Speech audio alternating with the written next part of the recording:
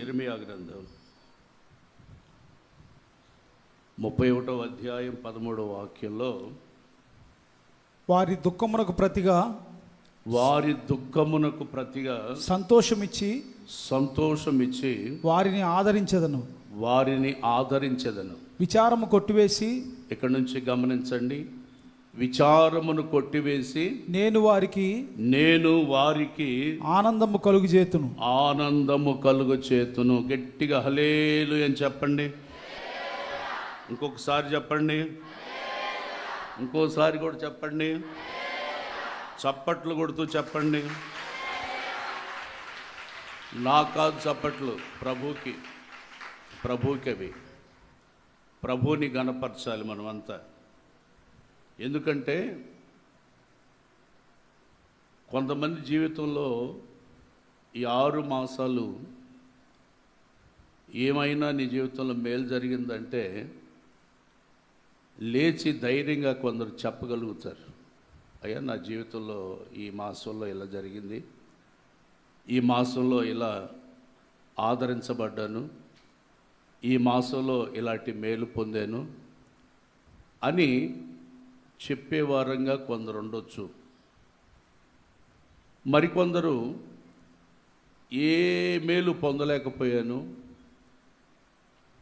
ఏ ఆశీర్వాదం నా దగ్గరకు రాలేదు, ఎంతగా ఎదురు చూసినా ఎదురుచూపులే తప్ప మిగిలింది ఏమీ లేదు, కలిగింది ఏమీ లేదు అని విచారపడేవాళ్ళు లేకపోలే. ఎవరు ఏ స్థితిలో ఉన్నా ఈ సంవత్సరపు 2వ భాగానికి ఈ మొదటి 7వ మాసం, మొదటి మాసం, 2వ భాగానికి మొదటి మాసం ప్రార్థనాపూర్వకంగా ధ్యానపూర్వకంగా ధ్యానిస్తూ ఉన్నప్పుడు ప్రేరేపించబడిన మాట ఏమిటంటే, నీ విచారాన్ని నేను కొట్టివేస్తాను. దేవుని స్తోత్రం చెప్పాలి, హల్లెలూయా. కొట్టివేయడము అనే అనుభవం నీకు అర్థం కాకపోతే ఓ విషయాన్ని జ్ఞాపకం చేస్తా. ఈ మందిరం రీమోడల్ చేయకముందు, మందిరం ప్రారంభించి కట్టేటప్పుడు ఓ వ్యక్తి అప్పటికే మినిస్ట్రీలో చేయకూడని పనులన్నీ చేసి దైవ సేవకుల్ని మోసం చేసి దైవ సేవకులకే ఎదురు తిరిగి బయటికి నెట్టివేయబడ్డాడు. ఆ తర్వాత కొన్ని సంవత్సరాల తర్వాత నాకు కనపడి, ఏదో పొరపాటు పడ్డాం, ఇబ్బంది పడుతున్నాం, చేతిలో పని ఉంది, కానీ ఎక్కడికి వెళ్ళినా నా జీవితంలో నిరాశ ఎదురవుతుంది తప్ప ఏది నాకు ముందుకు రావట్లేదు, నాకు చాలా ఇబ్బందుల్లో ఉన్నాను, నేను డ్రైవింగ్ చేస్తాను, నీ దగ్గర పెట్టుకోమని అడిగితే, నేను సేవకుల్ని అడగకుండానే చెప్పొచ్చులే, ఒకవేళ అడిగితే ఇబ్బంది పడుతున్నామని చెప్పారు. ఏదో నేను ఒక నెల ఇబ్బందులు ఉన్నాయంటే పెట్టుకున్నానని చెప్పొచ్చులే అని పెట్టుకున్నా. ఆ తర్వాత ఈ మందిరం పని చేస్తూ ఉంటే తనంతట తానుగా ఈ మందిరం పని చేస్తానికి వచ్చాడు. నేను పిలవలు అతన్ని, నేను కూడా చేస్తానంటే డ్రైవింగ్ చేసేదానికి డబ్బులు ఇచ్చా, పరిచర్య చేస్తున్నందుకు డబ్బులు ఇచ్చా. అతను చేసిన పరిచర్య నేనే ఉంచుకోలే. అతనే అడిగాడు, నాకు కావాలి, నాకు ఇబ్బంది, నేను పని చేస్తున్నాను అనుకో, ఒక కూలి మనిషిలాగా, పరిచారకుడు అనుకోబోక నన్ను, డబ్బులు కావాలంటే డబ్బులు ఇచ్చా. రోజు ఉదయాన్నే ఫోన్ చేశాడు, ఏంటన్నా నీళ్లు కొట్టావా అని అడిగా. నీళ్లు కొట్టే కానీ కింద పడ్డాను అన్నాడు. ఏమైందన్న? నడువు నొప్పిగా ఉంది అన్నాడు. సరే నేను వస్తున్నాలే అని చెప్పి 9 గంటల ప్రాంతంలో వచ్చి ట్యాబ్లెట్ తీసుకుని వస్తా వచ్చేటప్పటికి ముందు ఆ గది ఉండేది, అప్పుడు ఆ గదిలో పడుకుని ఉన్నాడు. ఏంట్రా బాబు ఎలా ఉంది ఏంటంటే, కొద్దిగా నడువు నొప్పిగా ఉందన్న అన్నాడు. సరే ఈ ట్యాబ్లెట్లు వేసుకో, టిఫిన్ చేశాను. ఓ 2000 ఇచ్చి బండి మీద తాలూకా దగ్గర తీసుకెళ్ళి బస్ ఎక్కించాం. బండి మీద ఎక్కాడు, కూర్చున్నాడు, వెళ్ళాడు. ఆ తరువాత ఓ పెద్ద రగడ వాళ్ళోళ్ళు వచ్చి నడువిరిగిపోయింది, కాళ్ళు చేతులు పడిపోయి చచ్చుబడిపోయినాయి, మంచంలో ఉన్నాడు, మీరు 1 లక్ష రూపాయలు ఇస్తే బాగు చేయించుకుంటాం అన్నాడు. ఇక్కడ పంపించండి, నేను బాగు చేసి పంపిస్తానన్నా. ఇక్కడ పంపిస్తున్నా అన్నాడు. నేనే వనపండి అన్నా. ఆ తరువాత క్రిమినల్ కేసు పెట్టారు నా మీద. వాడంతటా వాడు జారిపడ్డాడు, నడువిరిగిందని చెప్పాడు. నడువిరిగినోడు బండి మీద కూర్చోగలడా? ఏం అడు చూస్తారు, మీరు కూడా ఆ కోవకు చెందిన వాళ్ళే ఏంటి? నడువిరిగినోడు బండి మీద కూర్చోగలడా? చెప్పరే. బండి మీద కూర్చున్నాడు, టిఫిన్ తిన్నాడు, 2000 తీసుకున్నాడు, గుంటూరు బస్సు ఎక్కెళ్ళాడు. ఇంటికి పోయి కాళ్ళు చేతులు చచ్చుబడిపోయి కాళ్ళు గదిలో ఇప్పుడు సంసారానికి కూడా పనికిరాడంట. సర్లే అని ఆ కేసు విషయంలో, ఆ కేసు కూడా అదోలాగా అయిపోయిందిలేండి. దాని విషయం కూడా చెప్పుకోవటం కూడా వేస్ట్. ఆ కేసు ఫైల్ చేస్తే వాడు ఎంత నీతిమంతుడంటే, నా మీద కేసు పెడితే పెద్దగా ఏమి రావు, 10,000 20,000 ఇస్తాడు, అంతకించేమి ఇవ్వడు. మినిస్ట్రీ మీద పెట్టినట్టయితే 1 లక్ష 2 లక్షలు ఇస్తారని అబ్రాం పాస్టర్ని కూడా కలిపి పెట్టాడు. ఆ నీతిమంతుడు అంటారండి? చెప్పండి. నీతిమంతుడు ఆయనకి ఏమైనా బాధ్యత ఉందా దీంట్లో?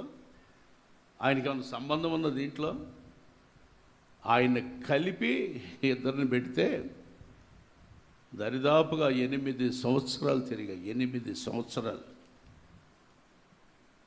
కనీసం కోర్టుకు వెళ్ళేవాళ్ళు ఎవరైనా ఉంటే తెలుస్తుంది. మీరంతా ఎల్లుండరులే, పరిశుద్ధులు కదా, మీకు అనుభవాలు ఎవరికి లేవులే, కోర్టుకు వెళ్ళిన అనుభవాలు లేవు. నేను వెళ్ళా, దీనికి కూడా వెళ్తానికి కుదరదు.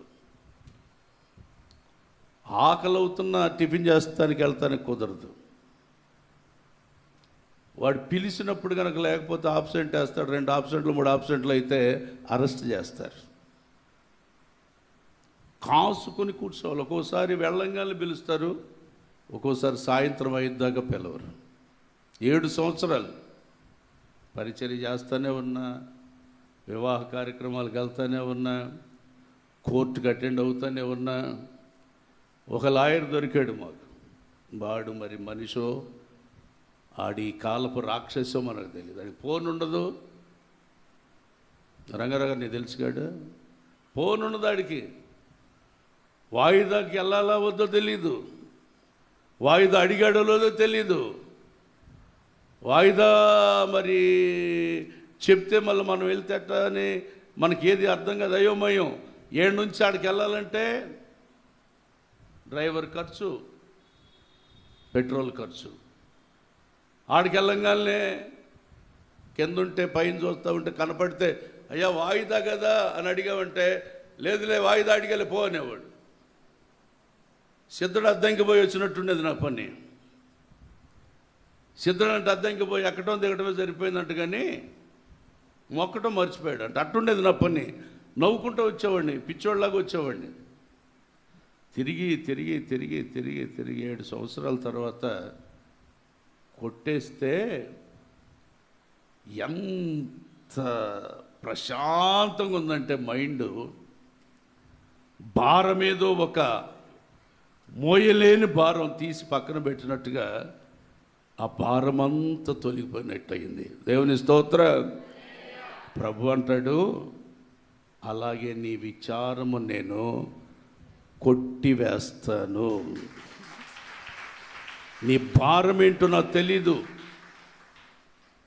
నీ కష్టాలు ఏంటో నాకు తెలీదు, నీ బాధలు ఎలా భరిస్తున్నావో నాకు తెలీదు, నీ మనసులో నువ్వెంత కృంగిపోతున్నావో, ఏ విచారం చేత నీ పరిస్థితులు అస్తవ్యస్తమైనయో నాకు తెలియదు, కానీ ప్రభు ఈ మాసంలో ఈ రెండవ అర్ధభాగంలో మొట్టమొదటి పునరుద్ధానపు వేళంటాడు, నీ విచారమును కొట్టివేస్తాను. దేవుని స్తోత్రం, హల్లెలూయా. మనం అన్నాను గమనిస్తే, అన్న చక్కటి కుటుంబ వ్యవస్థ, చక్కటి ఆర్థిక పరిస్థితులు అన్నీ కూడా సరిగ్గా ఉన్నటువంటి కుటుంబంలోనే ఉంది. కానీ మనోవిచారము చేత, మనోవిచారం అదే దాన్ని ఏమంటారంటే మనోవ్యాధి అంటారు. డాక్టర్ దగ్గరికి నువ్వు వెళ్ళావంటే ఎన్ని టెస్టులన్నా చేయి, ఎక్కడా నీకు రోగం కనపడదు. ఏ ప్రాబ్లం నీ శరీరంలో ఉండదు, ఏ బలహీనత నీలో ఉండదు. కానీ నీవు బలహీనంగా ఉంటావు, బాధతో ఉంటావు, కన్నీళ్లతో ఉంటావు, వేదన పడుతూ ఉంటావు, ఎవరికి చెప్పుకోలేని పరిస్థితుల్లో ఉంటావు, ఎవరికి చెప్పలేక సతమతమయ్యే దాన్ని మనోవేదన అంటారు. హన్నాకి భర్త ఆదరణ ఉంది. భర్త అంటాడు, 10 మంది కుమారుల కంటే నేను ఎక్కువైన వాడిని కాదా?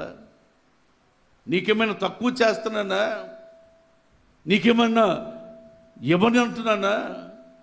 నీకేంటి నీ బాధ ఏంటి?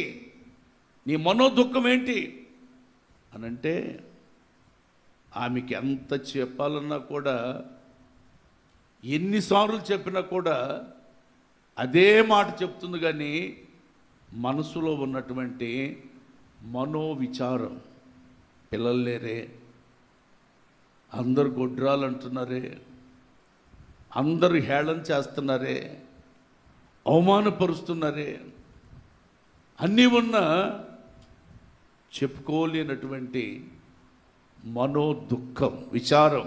చూడండి, సమూయేలు మొదటి గ్రంథం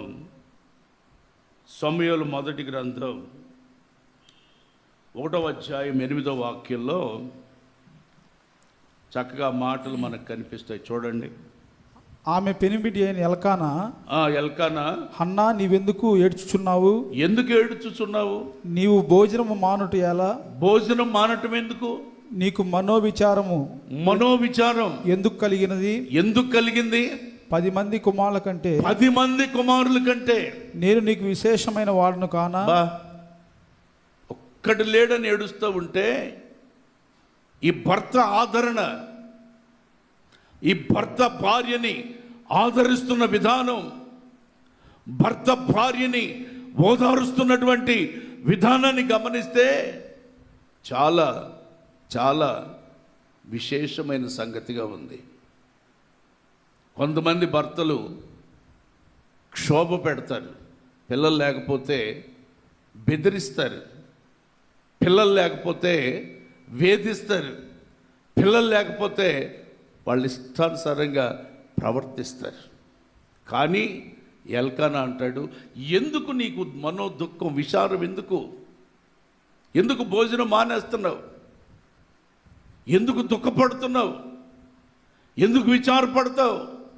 నేను 10 మంది పిల్లల కంటే, కుమారుల కంటే ఎక్కువైన వాడిగా నిన్ను ఎంచుకొని అలా నేను చూస్తున్నానే. ఏంది నీ మనోవిచారం అంటే, అది మాటలతో కానీ, ఏదో 4 మాటలు చెప్తే ఓరడిల్లే అనుభవం కాదు. కానీ ఆమె మనోవిచారము చేత బాధపడుతూ ఉంది.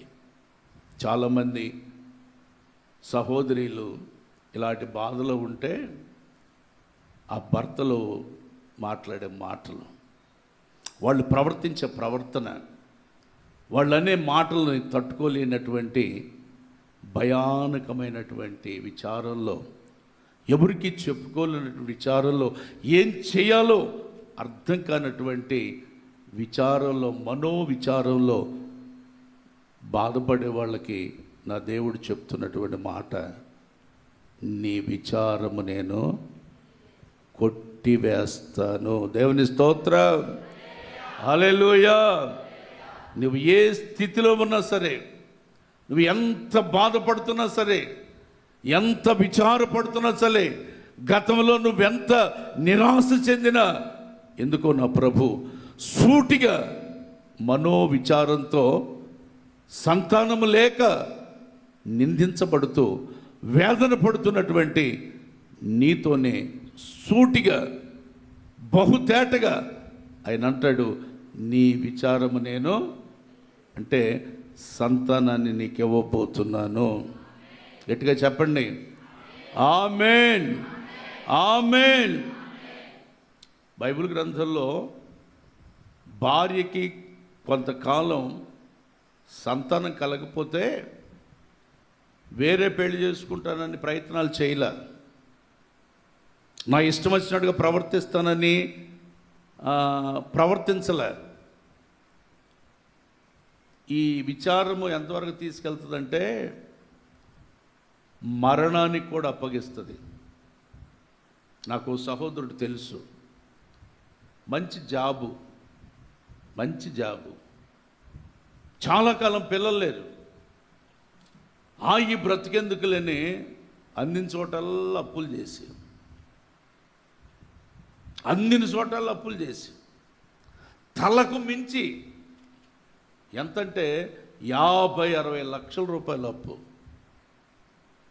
50-60 లక్షల రూపాయలు అప్పండి. వచ్చే జీతం 4 గంటలు వస్తే కానీ వడ్డీకి సరిపోవట్లే.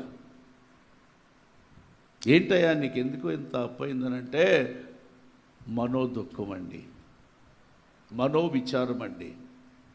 ఏంటి నీ మనోవిచారం? నన్ను రకరకాలుగా మాట్లాడుతున్నారండి. నా భార్యను మాట్లాడేది వేరు, నన్ను అంటున్నారు, చేతగానోడు అంటున్నారు, అటు ఇటుగానోడు అంటున్నారు. తట్టుకోలేకపోతున్నా, చచ్చిపోదామంటే ఇన్ని ప్రయత్నాలు చేసినా చావటానికి ధైర్యం చాలట్లా.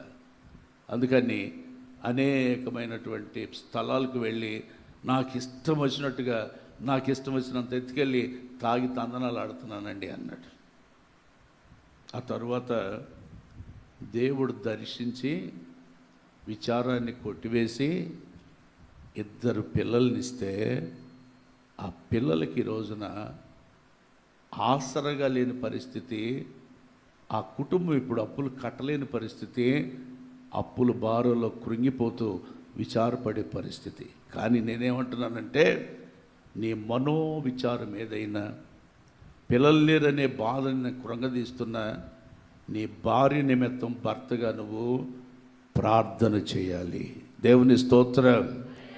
రిబకా కొంతకాలం గొడ్రాలుగా ఉంటే ఇస్సాకు తన భార్య నిమిత్తం ప్రార్థన చేశాడు. అప్పు చేసి అరక్కెళ్ళల, అప్పు చేసి గోవాకి వెళ్ళల, అప్పు చేసి మద్రాసుకి వెళ్ళల, అప్పు చేసి రామోజీ ఫిలిం సిటీకి వెళ్ళల. ఎక్కడికి వెళ్ళాడంటే ఏకాంతానికి వెళ్ళి కూర్చుని ప్రభుతో ప్రార్థన చేస్తే రిబ్కా గర్భవతి అయి కవల పిల్లలకి జన్మనిస్తే ఆ విచారం కొట్టివేయబడింది. దేవుని స్తోత్రం. ఈరోజు నేను చెప్పాలనుకుంది ఏంటంటే, నువ్వు ఎంత మనోవిచారము కలిగి ఉన్నా ప్రభు అంటాడు, నేను కొట్టివేస్తాను. ఆ రోజు నెహెమ్యా కూడా రాజు దగ్గర పాత్ర పట్టుకొని అదోలా నిలబడ్డాడు. రాజు చూస్తున్నాడు. రోజు ఉన్నట్లు లేడు. ఇప్పుడు 24 గంటలు అక్క నాతో ఉంటుంది, నేను అక్కతో ఉంటా, పిల్లలతో ఉంటా, సంఘంతో ఉంటా. నేను ఎట్టుంది మీరు గ్రహిస్తారు. సీరియస్గా ఉన్నాడా, నవ్వుతూ ఉన్నాడా, బాగున్నాడా, ప్రేమగా ఉన్నాడా, కోపంగా ఉన్నాడా అర్థమవుతుంది. కొంత భార్యకి భర్తని గురించి అర్థమవుతుంది, భర్తకి భార్యని గురించి అర్థమవుతుంది, తల్లిదండ్రుల గురించి పిల్లలకు తెలుస్తుంది, పిల్లల గురించి కూడా తల్లిదండ్రులకి తెలుస్తుంది. తెలియని వాళ్ళు ఎవరు ఉండరు.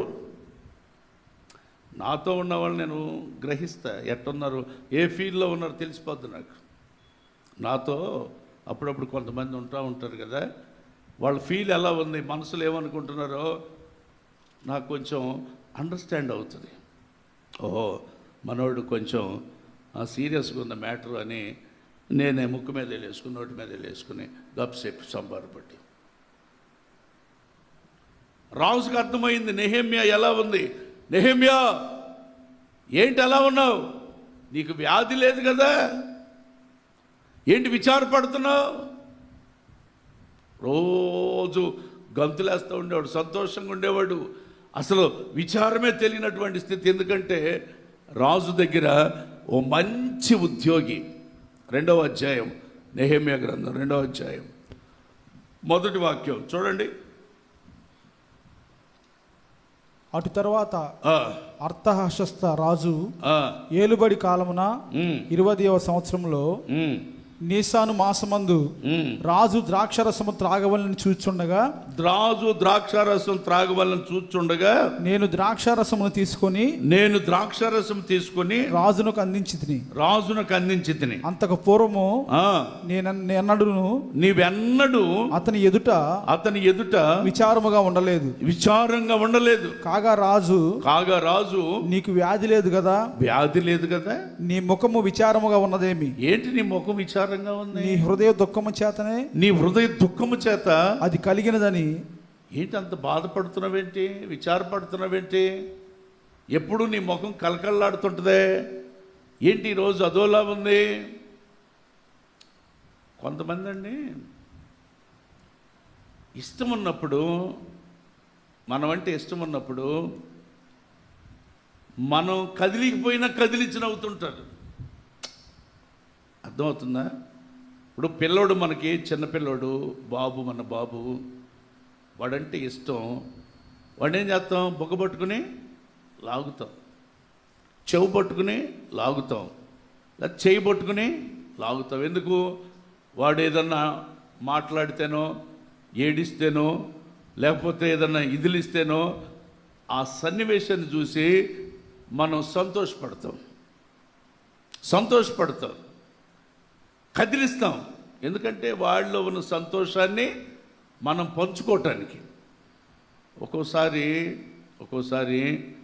వాడిని చూసినప్పుడు, వాడి మూడు చూసినప్పుడు, బాబు ఈయన కదిలించామంటే కింద పడి గిలగిల కొట్టుకుంటాడు. అంతేగా ఒక్కోసారి పిల్లలు నవ్వినంతసేపు నవ్వుతారా, ఒక్కోసారి కింద పడి ఒక్క బిట్టి ఎడుతారు. అది పిల్ల శాస్త్రాలు అంటారండి. ఏం శాస్త్రాలయ్యే? ఎదిగిన సంగతులు కాదయ్యి, పిల్ల శాస్త్రాలు. ఊరకే ఎడుతారు, ఊరకే నవ్వుతారు, ఊరకే. ఇప్పుడు బిస్కెట్ ప్యాకెట్ ఇచ్చామా, తీసుకునేటప్పుడు బహు హుషారుగా తీసుకుంటాడు. బిస్కెట్ ప్యాకెట్ ఇచ్చేటప్పుడు హుషారుగా తీసుకుంటాడు. ఒరే ఓ బిస్కెట్ ఇరా అన్నావు అనుకో, రాలుపుతాడు, ఇట్ట రాస్తాడు, ఇట్ట అంటాడు. అరే బిస్కెట్ ఇరా అంటే ఇట్ట రాస్తాడాడు. దాన్ని ఏమంటారంటే పిల్ల శాస్త్రాలు అంటారు. కొంతమంది పిల్ల శాస్త్రాలు చేస్తుంటారు. ప్రతిదానికి, ప్రతి చిన్న విషయానికి. రాజు అంటాడు, నువ్వు ఎప్పుడు విచారంగా లేవే, ఏమైంది నీకు ఈరోజు, ఎందుకు ఇలా ఉన్నావు, నీ హృదయం ఎందుకంత విచారపడతా ఉంది? ఆయన విచారం ఎందుకో తెలుసా? వీళ్ళు బాగా తింటున్నారని కాదు, వీళ్ళు బాగా కొంటున్నారని కాదు, వీళ్ళు బాగా ఉంటున్నారని కాదు. దేవుని మందిరాన్ని గురించిన సంగతి వినబడింది. ఆయన ఆరాధించే దేవుని మందిరం ప్రాకారాలు కాల్చబడిపోయి కూలిపోయిన స్థితిలో ఉంటే ఆ విషయం విని విచారపడుతూ ఉన్నాడు. దేవుని స్తోత్రం, హల్లెలూయా. ఎవడు ఎట్టపోయినా మనకి ఇబ్బంది ఉండదు, కానీ మనకి ఏదన్నా అయితే ఇబ్బంది. కానీ ఆయనకైతే ఇబ్బంది కాదు. ఆయన మందిరానికి, ఆయన ఆరాధించే దేవుని మందిరానికి చిన్న సమస్య వచ్చిందని మనోవిచారంతో దుఃఖపడుతున్నట్టుగా రాజు గ్రహించాడట. అయితే ఏ విచారం నీలో ఉన్నా, కొన్ని రకాల విచారాలు నేను నీకు చెప్తాను. ఆ విచారంలో ఏదైనా ఒకటి నీలో ఉంటే నా దేవుడు చెప్పే మాట ఏంటంటే, నీ విచారమును కొట్టివేసి ఆనందమును కలుగు చేసేదను. హల్లెలూయా. కొన్ని రకాలైన విచారాలను మనం గమనిస్తే లూకాసు వార్త 21వ అధ్యాయం 34వ వాక్యం. కొన్ని రకాలైన విచారాలు మనిషిని ఎంతగా దిగజారుస్తాయో, కొంచెం ఆ విచారాలు ఎలా ఉంటాయో కొంచెం గమనిస్తే, మీ హృదయములు ఒకవేళ తిండి వలనను మత్తు వలనను ఐహిక విచారముల వలనను. ఏ విచారాలంట? ఐహిక విచారముల వలనైనను మందముగా ఉన్నందున ఆ దినము అకస్మాత్తుగా మీ మీదకి మీ మీదకి వచ్చినట్టుగా రాకుండా మీ విషయమై మీరు జాగ్రత్తగా ఉండండి. వీళ్ళు ఎవరై అంటే మందం అందం కాదు. వింటున్నారా? అందం కాదు. ఏంటిది ఇది? చెప్పండి, ఏంటిది? మందం అంట. ఇక అర్థం కాలేదనుకుంటా. ఎద్దుని వానలో కట్టేస్తే అది కట్టుకో ఎటు తెంచైనా లోపలికి పోద్ది, నీడకి వెళ్ళిపోద్ది, సావిట్లోకి వెళ్ళిపోతుంది. దున్నపోతుని కట్టేది చూడండి. దున్నపోతు మీద ఎంత వర్షం అన్న గురు, అదేనండి మన భాషలో చెప్పాలంటే చెవిటోడి చెవిలో శంఖముదినట్టే. చెవిటోడికి మనం ఏమన్నా చెప్పు, అంతేలే అంటుంటాడు. ఒరే అన్నం తిన్నావంటే అవునా అంటాడు. ఒరే పిల్లలు ఆడకపోయాడురా, అవును పిల్ల అంటుంటాడు. ఆడికి ఎంతన్నా పోదు చెవిలో. ఏంట్రా నాయన వీడికి మందం అంటే? ఐహిక విచారాలు అంటే లోక సంబంధమైనటువంటి ఆశలు, ఇచ్చలు, కోరికలు. ఏం తినాలా, ఏం త్రాగాలా, ఏం కట్టుకోవాలా, ఎప్పుడు ఇల్లు కట్టాలా, ఎప్పుడు పొలం కొనాలా, ఎప్పుడు ఇచ్చిన డబ్బులు వస్తాయా, ఎప్పుడు వడ్డీ తిరిగి, ఈ విచారాలు ఐహిక విచారాలు. కొంతమంది తిండి తిండి తిండి తిండి తిండి తిండి తిండి ఆ కడుపోది, దాన్ని ఏమన్నాలో కూడా తెలియట్లే నాకు. కొంతమంది తిండికి ఎంత ప్రాముఖ్యత ఇస్తారంటే, కడుపే వారి దేవుడు అంట. మీరు విన్నారో లేదు ఎప్పుడన్నా? ఒక్కొక్కడిని, అరే బాబు ఏంట్రా మొన్న ఆడికి రమ్మంటే రాలేదంటే, అయ్యో అన్నం తినలేదయ్యా. అప్పుడు మరి అన్నం తినపోతే ఏం లేదా, వెంటనే వెళ్ళేవాడికి రాపోయావంటే, దీనికి అన్యాయం చేయకూడదయ్యా ఈ దేవతకి. ఏ దేవతకి? కొంతమంది తిండి ఆలస్యమైందంటే ఎవరి దాకెందుకు?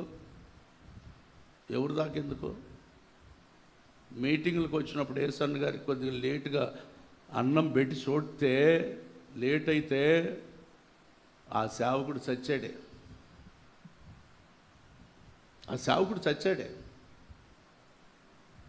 ఆ నరసరాపేట మందిరం ఓపినప్పుడు ఆడొక దరిద్రుడు ఉన్నాడు. మందిరంలో కూర్చోబెట్టి అన్నం పెడుతున్నాడు. అన్నం పెట్టేటప్పుడు అన్నానికి పెద్ద గంటి పెట్టాలి కదా, ఆ కూర కొద్దిగా చిన్న గంటి పెట్టాలి కదా. అన్నానికి చిన్న గంటి పెట్టి వేస్తున్నాడు. లే అన్నాడు. వాడు ఉలిక్కిపడ్డాడు. సైతనుడా, నేను ఎంత తింటున్నాను అనుకోవడానికి కంటే జనం ఎన్నిసార్లు వేస్తారు ఆ గంటితో? పాత్రమా అందరికీ అన్నం వడ్డించడం చేత కాదు. అందరికి అన్నం వడ్డించడం చేత కాదు, అందరికన్నా కూడా మంచిది కాదు.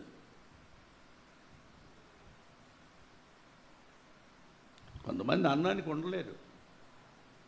యాళ్ళకి అన్నం పెడితే మాత్రం శుభ్రంగా నవ్వుతూ ఉంటారు. కొద్దిగా 10 నిమిషాలు లేట్ అయిందనుకో, చచ్చిందే గొర్రె చచ్చిందా యాళ్ళ, ఏమవుతుందో తెలీదు. ఐహిక విచారాలు, తిండి మత్తు, తిని తిని తిని తిని తిని మత్తు, దానివలన ప్రభు రాకడకు కూడా ఎత్తబడటానికి సిద్ధపడలేదంట వీడికి. అర్థమవుతుందా? ఐహిక విచారం, ఐహిక విచారాలు అంటే అర్థం ఏంటంటే శరీర సంబంధమైనవి, లోక సంబంధమైన కోరికలు, శరీర సంబంధమైన కోరికలు, తిండిని గురించిన ఆలోచనలు. అందుకనే ప్రభు అంటాడు, ఏమి తిందుమా ఏమి త్రాగుదుమా అని మీరు చింతపడకండి, మీరు చింతపడకండి. విచారం అంటే చింత అని కూడా చెప్పుకోవచ్చు, దిగులు అని కూడా చెప్పుకోవచ్చు. అర్థమవుతుందా? నాకెవరో చెప్పారు, ఆ ఇంట్లో వాళ్ళ పెద్ద అక్క ఉండేదంట. ఆ ఇంట్లో అన్నం కొండగడ్డి దగ్గర కర్ర తీసుకుని కూర్చునేదంట. ఎవరిని రానిచ్చేది కదండి, కర్ర తీసుకుని కూర్చునేదంట. ఏంటనంటే డేక్ష కడుపుకు కట్టుకుంటాను అనేదంట. మత్తు, ఐహిక విచారం అంటే శరీరాన్ని గురించినటువంటి ఆలోచన, విచారాలు. ఏం తినాలి, ఏం త్రాగాలి, ఏం ధరించాలి, ఈ ఆశించడం తప్పు కాదు. అతిగా వాటిని గురించి విచారించాల్సిన అవసరం లేదు. మరి విశేషంగా దేవుని బిడ్డలకి దేవుడు అవి మీకు కావాలని నాకు తెలుసు. దేవుని స్తోత్రం, హల్లెలూయా. నీకంత ఆహారం పెట్టలేనా, నీకంత వస్త్రం ఇవ్వలేనా? ఆకాశ పక్షులను చూడు, అవి విత్తవు, కోయవు, కొట్లలో కూర్చుకోవు, అయినా పరలోకపు తండ్రి వాటిని పోషించట్లేదా? స్తోత్రం చెప్పు, హల్లెలూయా. అడవి పువ్వులను చూడండి, అవి ఎంత అందంగా ఉంటాయో తెలుసా? సొలొమోను వైభవము కంటే, సొలొమోను రాజు ఎంత అలంకారంగా ఉంటాడో అతని అలంకారం కంటే చక్కగా ఆయన వాటిని అలంకరించలేదా? ఇవన్నీ కావాలని నీకు నాకు తెలీదా?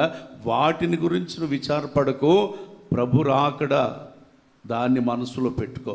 నా రాకడ కొరకు ఎదురు చూడు. మత్తుడివై ఉండొద్దు, తిండి వలన మందమతివై ఉండొద్దు. దాని విషయంలో శ్రద్ధ వహించి నీ లోకాశలు, శరీరాశలు వాటిని గురించి విచారపడవద్దు. దేవుని స్తోత్రం. దాన్ని నేను కొట్టివేస్తా. అది నీలో క్రియ చేస్తూ ఉంటే, నీ వ్యక్తిగత జీవితాన్ని పతనం చేస్తూ ఉంటే, నీ వ్యక్తిగత జీవితాన్ని అదో పాతాళానికి తీసుకుని వెళ్తూ ఉంటే దాన్ని నేను కొట్టివేస్తా. దేన్ని? ఐహిక విచారము నేను కొట్టివేస్తా. అంటే నీ శరీరానికి ఏం కావాలో, నీ కుటుంబానికి ఏం కావాలో, నీ పిల్లలకి ఏం కావాలో, నీకు వస్త్రం కావాలని, ఆహారం కావాలి, వాటన్నిటి విషయం నాకు తెలిసింది. వాటి గురించి నీవు విచారపడదు. నువ్వు విచారపడవలసింది, నువ్వు ఆనందించవలసింది ఒకటి ఉంది. అదేంటంటే నా రాకడ. నేను మధ్యాకాశానికి వస్తానని చెప్పానే, మధ్యాకాశానికి నువ్వు నన్ను ఎదుర్కొనే ఆ ఉద్దేశం కలిగి సిద్ధపాటు కొరకు నువ్వు సిద్ధపడాలని దేవుడు చక్కగా వాక్యం ద్వారా తెలియచేస్తూ ఉన్నాడు. దేవుని స్తోత్రం, హల్లెలూయా. ఓ మాట అడుగుతా, చెప్తారా? ప్లేట్ నిండా అన్నం పెట్టుకున్నావు, చక్కగా కూర వడ్డించుకున్నావు, కాస్త నెయ్యి కూడా వడ్డించుకున్నావు, కాస్త చట్నీ కూడా వడ్డించుకున్నావు, ఆ అన్నం మెతుకు ప్రతి మెతుకు మీద నీ పేరు గనక లేకపోతే అది నీ నోటి దాకా రాదు. గుర్తుపెట్టుకోండి. ఆయన గనక దాని మీద నీ పేరు రాస్తే ఎప్పుడు అది నీ దగ్గరికి రావాలో అప్పుడు పరిగెత్తుకుంటూ అది వచ్చేస్తుంది దగ్గరికి. దాని విషయంలో ఐకమైన విచారం నువ్వు కలిగి ఉండవద్దు. అది ఉంటే ఒకవేళ నేను దానిని కొట్టివేస్తా. దేవుని స్తోత్రం చెప్పాలి. హల్లెలూయా, హల్లెలూయా. చాలామంది జీవితాల్లో ఇదేనండి, విశ్వాసుల జీవితాల్లో, దేవుని పిల్లల జీవితాల్లో, అయ్యా ప్రార్థన చేస్తే బోవ వస్తుందా, పద్దాక దేవుడు దేవుడు అంటే బోవ వస్తుందా అని అనేవాళ్ళు లేకపోలా. కానీ ఆయన ఏమంటాడంటే మొదట దీన్ని చెయ్యి, ఇది చెయ్యి ముందు,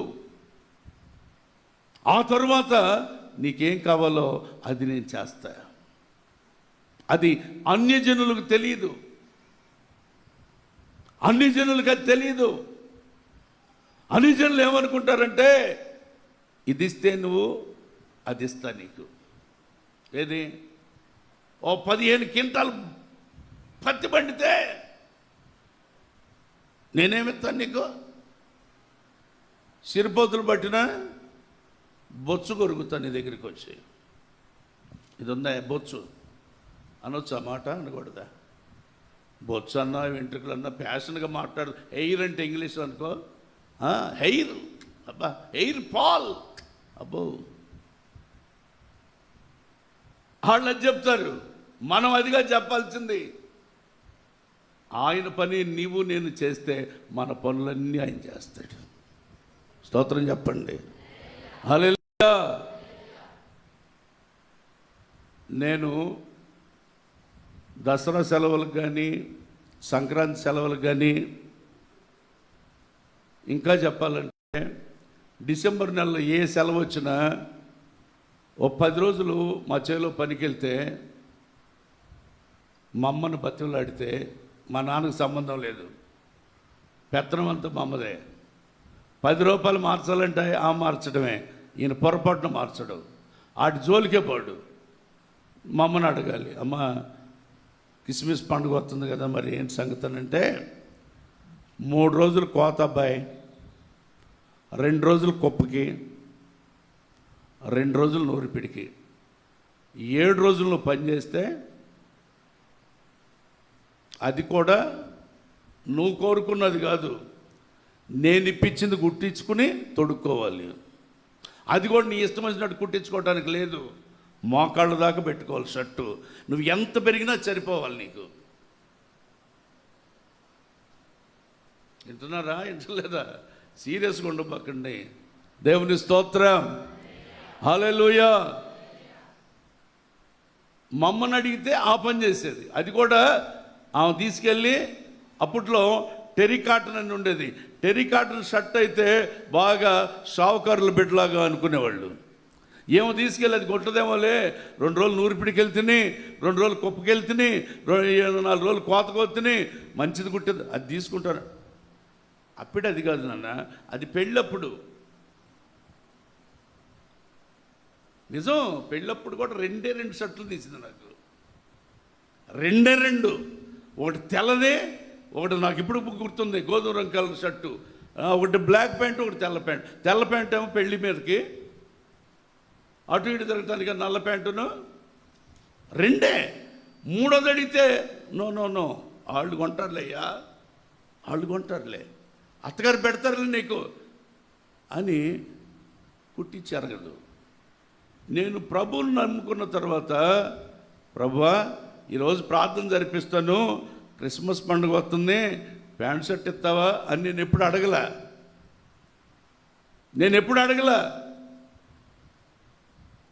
క్రిస్మస్ పండుగకి ఒక షర్టు కొనుక్కోవటానికి, ఒక నిక్కర్ కొనుక్కోవటానికి వారం రోజులు సచ్చి చెడితే, అది బతిమలాడుగా రేపు పండుగనగా ఈరోజు కుట్టిస్తే ఆ మిషన్ దగ్గర జానా బట్టలు ఉండే పావయా అని నువ్వు ప్రార్థనకి వెళ్ళే టయానికి ఇస్తావు అనేవాళ్ళు.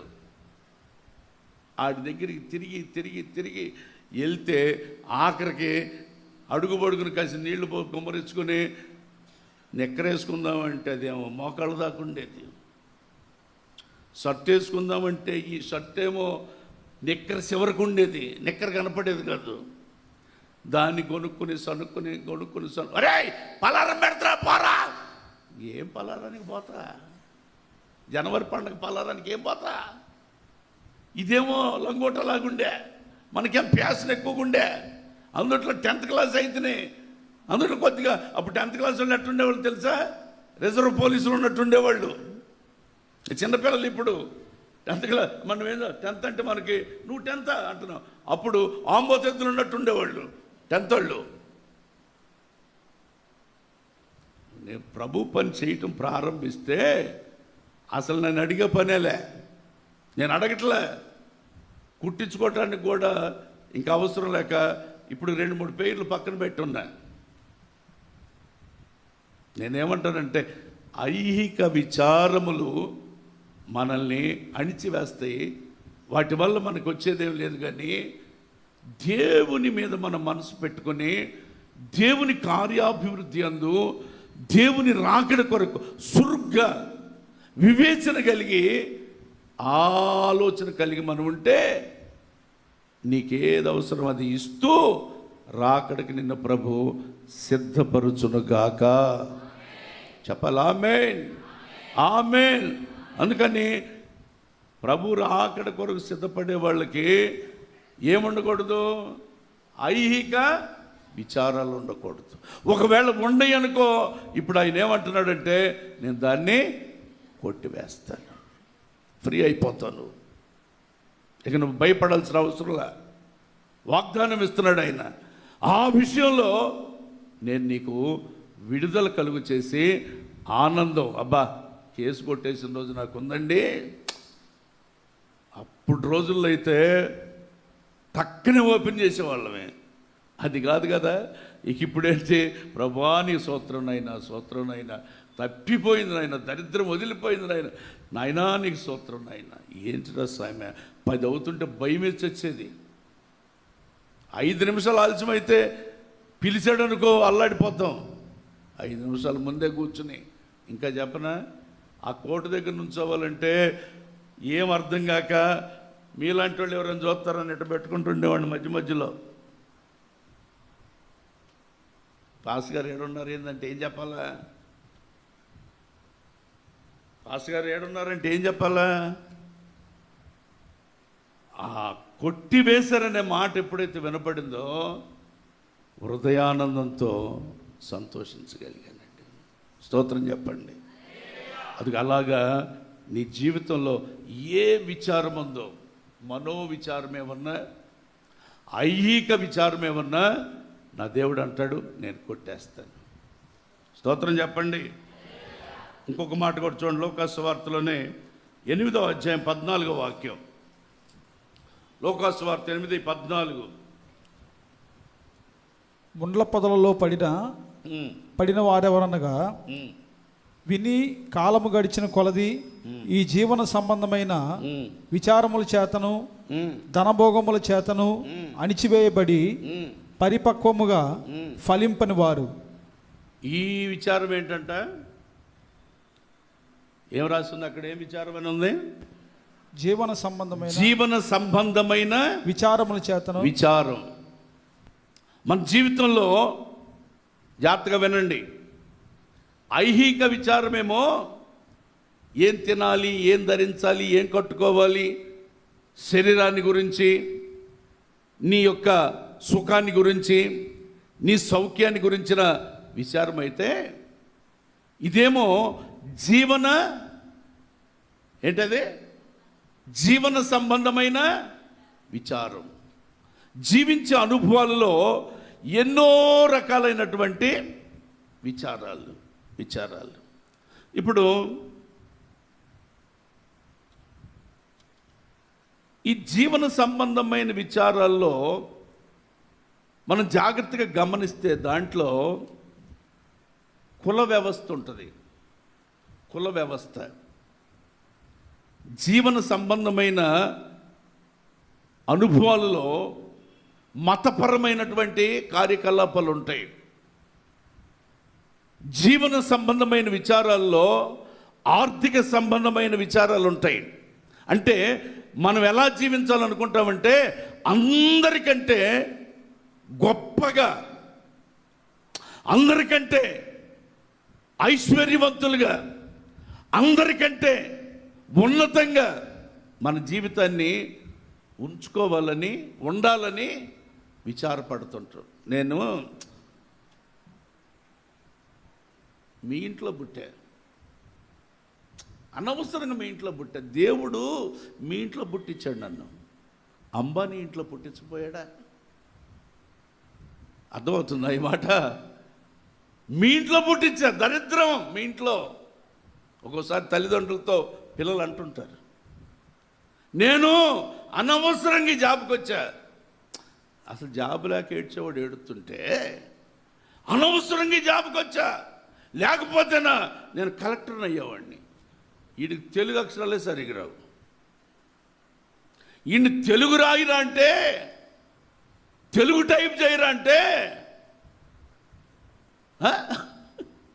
ఆ తెలుగు అక్షరాలు రాట్లా. నేను అడిగా, ఏంట్రా తెలుగు ఎట్లా చేస్తున్నా టైప్ అంటే, నేను ఇంగ్లీష్ మీడియం అన్నా, అందుకని నాకు తెలుగు రాదన్నా అన్నాడు. సరే ఇంగ్లీష్లో టైప్ చేయరా అన్నా. ఇంగ్లీష్లో కూడా స్పెల్లింగ్ మిస్టేక్స్ ఉన్నాయి. ఏమనుకుంటున్నారా, ఏం చేద్దాం అనుకుంటున్నా, లైఫ్ ఏంట్రా నీ ఉద్దేశం, ఏంట్రా నీ విచారం, బాగా నిన్ను చూసినప్పుడల్లా బాధపడుతుంది ఏంట్రానంటే, అన్నావు మా ఇంట్లోనే ఇంజనీర్ అవ్వాలి, నాకేం కలెక్టర్ అవ్వాలని ఉందన్నా.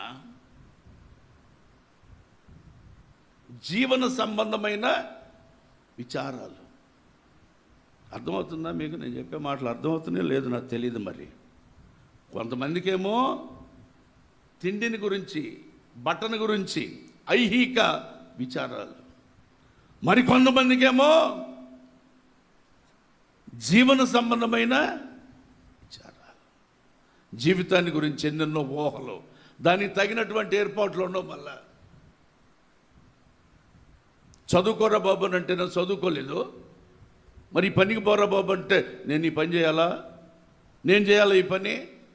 మరి నువ్వు చదువుకున్నడితే వాళ్ళలాగా బ్యాంక్కి వెళ్ళేవాడు కదా, వాళ్ళలాగా కలెక్టర్ ఆఫీస్కి వెళ్ళేవాడు కదా, వాళ్ళలాగా ఎంఆర్ ఆఫీస్కి వెళ్ళేవాడు కదా. మరి అప్పుడు చదువుకోనంటే కదా, మరి ఇప్పుడేమో ఉన్నతంగా ఊహించుకుంటున్నావు కదా. అందుకనే సమయం ఉండగానే సద్వినియోగపరుచుకోవాలి. సమయాన్ని పోగొట్టుకుని ఏ సమయంలో ఏం చేయాలో చేయకుండా కాలాన్ని దాటవేసి, కాలాన్ని గడిపివేసి తరువాత బాధపడితే ప్రయోజనం ఉండదు. ఈ జీవన సంబంధమైన విచారాలు నిన్ను వెంటాడుతున్నాయి అంటే అర్థం ఏంటంటే సమయాన్ని సరిగా సద్వినియోగపరుచుకోలేదు. అందుకనే పెద్దలు ఏమంటారు, దీపం ఉండగానే ఏం చేయాలి, దీపం ఉండగానే, దీపం మారిపోయిన తర్వాత ఏడబోయి పడతావో, కత్తిపేట మీద పడతావో, గ్యాస్ బండ్ మీద పడతావో నీకు తెలియదు. అందుకని నేనేమంటానంటే మన జీవితంలో కొన్ని నేను మీలో పుట్టాను అంటే కుల వివక్ష. కొంతమంది కులాన్ని బట్టి అతిశయించేవాళ్ళు ఉన్నారు, కులాన్ని బట్టి విచారించేవాళ్ళు ఉన్నారు. అది అది అది సాంఘిక సంబంధమైనటువంటి విచారాలు. అప్పుడప్పుడు మనం అంటాం కదా, మీకేం బాబు మీ పెద్దలు సంపాదించిందా, మీరు అట్ట పుట్టారులేండి, మీరు అట్ట పుట్టారులే. వాటిని గురించి నువ్వు విచారించాల్సిన అక్కరేమిలే. నీవు ఎందుకు విచారించాలంటే దేవుడు నీకు ఇచ్చిన వాక్యం నీలో ఫలించున్నట్లుగా. కొన్ని ముళ్ళ పొదలు, కొన్ని రాతి నేలలో పడిన విత్తనాలు, కొన్ని త్రోవ పక్కన పడిన విత్తనాలు మొలుస్తానికి మొలుస్తాయి, కానీ కొంతకాలానికి అవి కనబడవు. కొంతకాలానికి అవి వెతికినా కనబడవు. కానీ మంచి నేలన పడిన విత్తనం అది ఎదిగి ఫలించి పరిపక్వతకు వస్తుంది. అంటే నీ జీవన సంబంధమైనటువంటి ఈ అనుభవాలలో, జీవితంలో నువ్వేం చేయాలంటే దేవుని వాక్యానికి చోటివ్వాలి. ఆ వాక్యం నిన్ను ఫలింపచేస్తుంది. ఆ వాక్యం నిన్ను ఆశీర్వాదానికి సిద్ధపరుస్తుంది. చదువువాడు, వినువాడు, ధ్యానించువాడు ధన్యుడు అని చెప్పబడినట్లుగా ధన్యకరమైనటువంటి జీవన విధానంలో నువ్వు ఉండాలంటే, ధన్యకరమైనటువంటి కుటుంబ వ్యవస్థలో నీ ఉండాలంటే, నీ పిల్లలు ధన్యకరంగా ఉండాలి అని అంటే నీ జీవితాన్ని గురించినటువంటి ఒక విచారం ఏంటంటే అది నేను ఎప్పుడు కూడా దేవునిలో ఫలించాలనే ఆలోచన ఉండాలి. కానీ నేను ఆళ్ళలాగా లేను, నేను ఏళ్ళలాగా లేను, నేను ఎట చేస్తే బాగుండేది, నేను అట చేస్తే అనవసరమైన విచారాలు పెట్టుకోకుండా నీలో ఉండాల్సింది దేవుని వాక్యం. దేవుని వాక్యం దేవుని బిడ్డలకే చెప్పబడుతున్న మాటలు ఇవి. అన్యులు కాదు, దేవుణ్ణి ఎరగని వారు కాదు. ఇది దేవుణ్ణి ఎరిగిన మనలో జీవన సంబంధమైనటువంటి విచారము ఉండకూడదు. నేను వాళ్ళలాగా ఇల్లు కట్టాలి, నేను వీళ్ళలాగా పొలం కొనాలి, నేను వీళ్ళలాగా పెళ్లి చేయాలి, నేను వాళ్ళలాగా, ఇవన్నీ కూడా మనం మన స్థాయికి తగినట్లుగా కాకుండా ఎక్కువగా ఊహించుకొని బోర్లు పడే అనుభవం, ఈ విచారాలు నీలో ఉండకూడదు. అలా ఉంటే ఆయన అంటాడు, దాన్ని నేను కొట్టివేస్తాను. స్తోత్రం చెప్పు. హల్లెలూయా.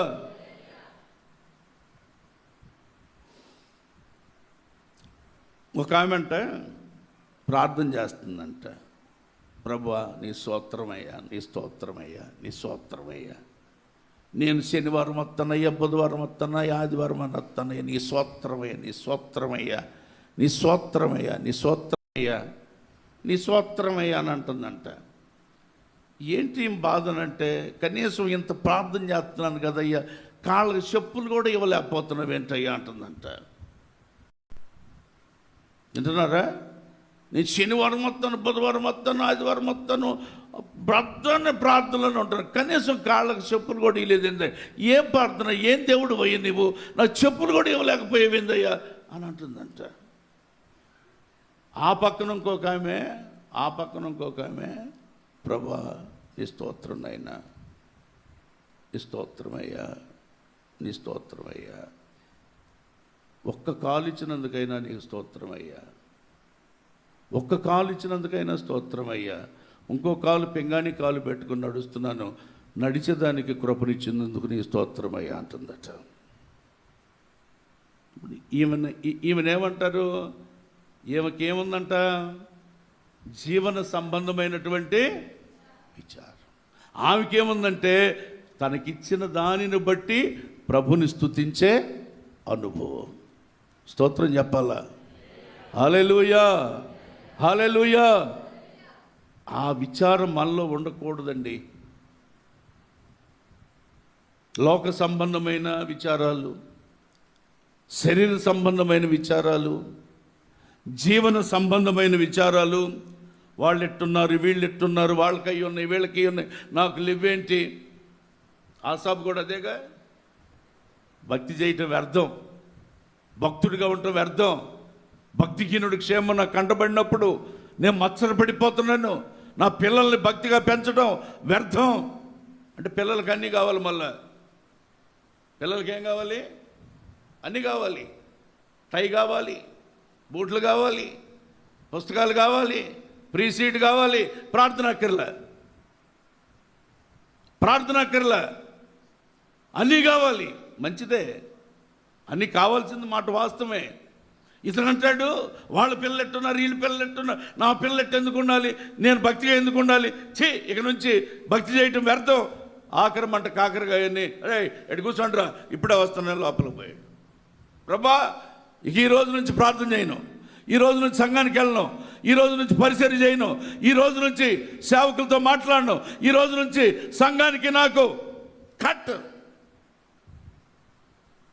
అంతలోకే ఓ మత్తులాగా మైకం వచ్చేసి అలాగే నిద్రలోకి జారుకున్నాడు.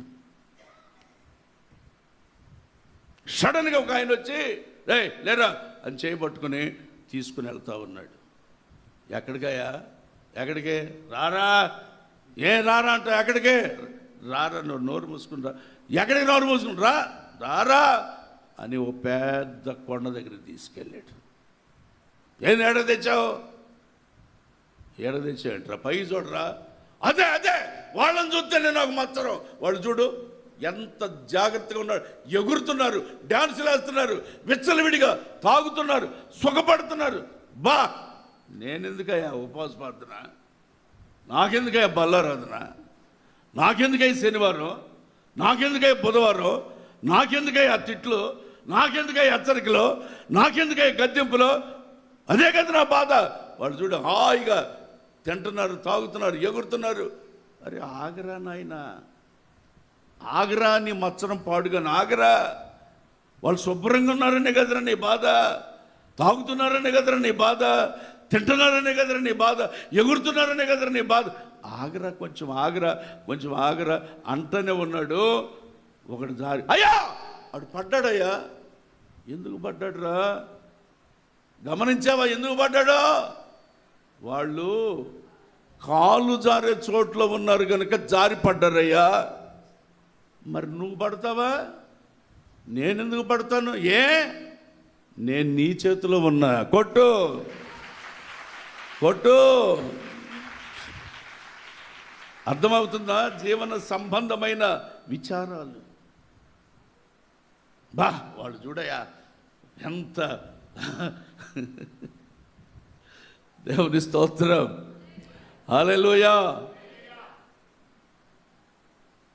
ఆ మధ్య ఒక దగ్గర ఒక పాస్టర్ గారు సేవ చేస్తుంటే అక్కడ ఉన్న ఒక అతను అంటాడంట, నేను వచ్చి నీ గదిలో ఉంటానంటాడంట. ఆ పాస్టర్ గారు అంటాడు, ఏమంటే సేవకుండండి, నువ్వు నా దగ్గర ఉండవు ఏంటండి, నేను ఎవరు ఉంటారంటాడంటే. ఏమి నువ్వు ఉండేది, ఎందుకుంటావు నువ్వు? సేవకులకి విశ్వాసిగా నువ్వు ఉండే వ్యక్తికి నీకు నాకు కొద్దిగా వెడ ఉండాలి కదా, నువ్వు నాతో ఎట్లుంటావు అని అంటే, నేనుంటా. ఎందుకుంటావు? నేను ఈ స్థలం ఇచ్చాను నీకు. నేను ఈ మందిరానికి వచ్చిన కొత్తలో, సేవకు వచ్చిన కొత్తల్లో ఒక ఆయన నా దగ్గరికి వచ్చి పక్కనే కూర్చున్నాడు. నాకేం అర్థం కాల. ఏమండి మీరు సేవకులా అని అడిగా. నేను ఇక్కడ మెయింటెనెన్స్ చేస్తానన్నాడు. ఏం చేస్తాడంట? చెప్పండి స్వామి.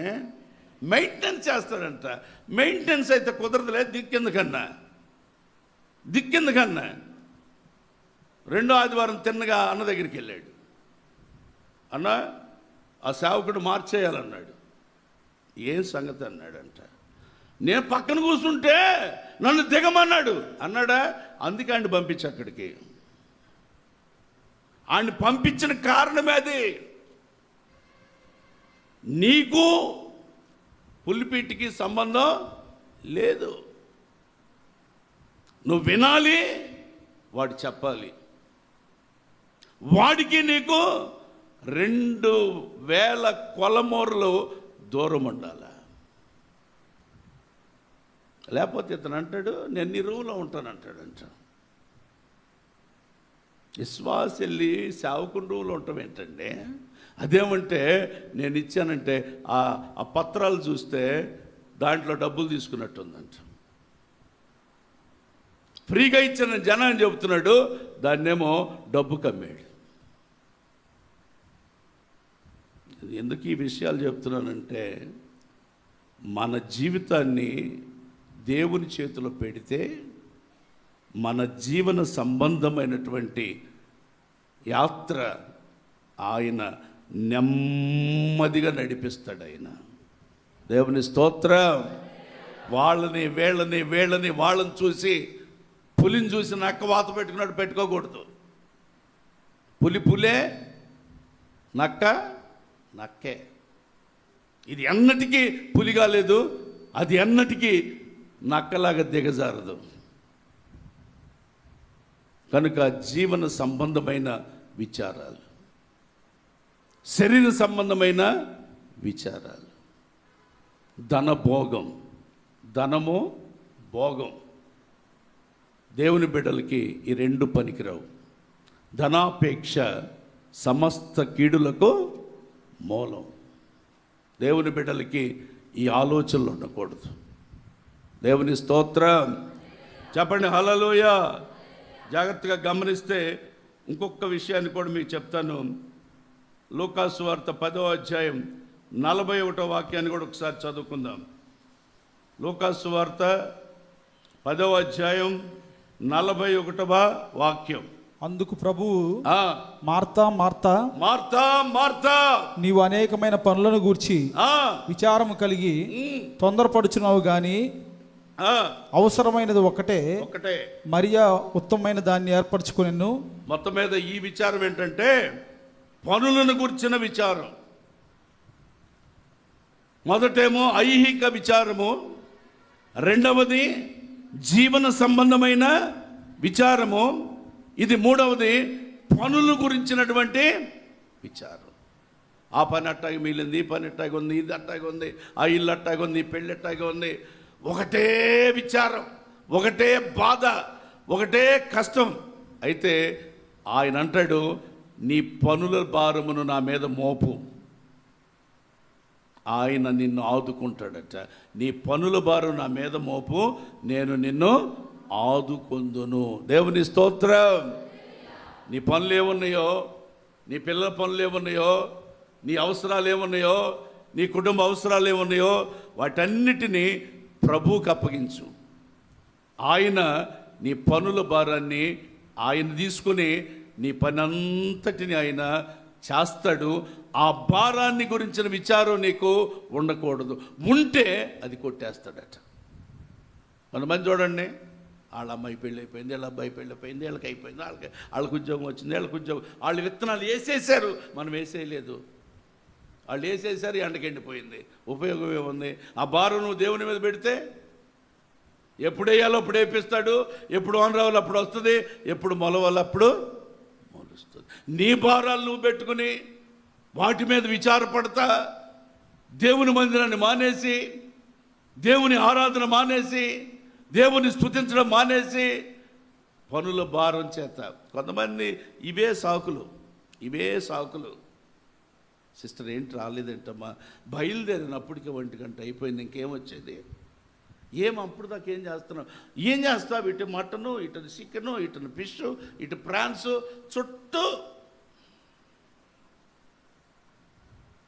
అయ్యే చేసేదా 1 గంట అయిపోయింది.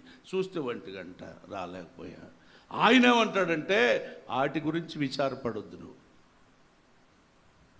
వాటిని గురించి విచారపడొద్దు, నీ పనుల భారం నా మీద మోపు. అంటే ఆయన వచ్చి చేస్తాడా చేపల కూర?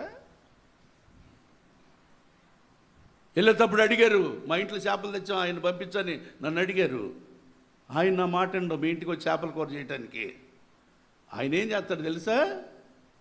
రోజు 9ంటికి లేస్తున్నవే సొల్లు కరుచుకుని 4ంటికే లేపుతాడు. ఆ భారం ఆయన మీద వేస్తే ఆ పనిని నిర్వర్తించేదానికి కావలసిన జ్ఞానాన్ని, శక్తిని, కృపని నీ మీదకి ఆయన కుమ్మరిస్తాడు. స్తోత్రం చెప్పు.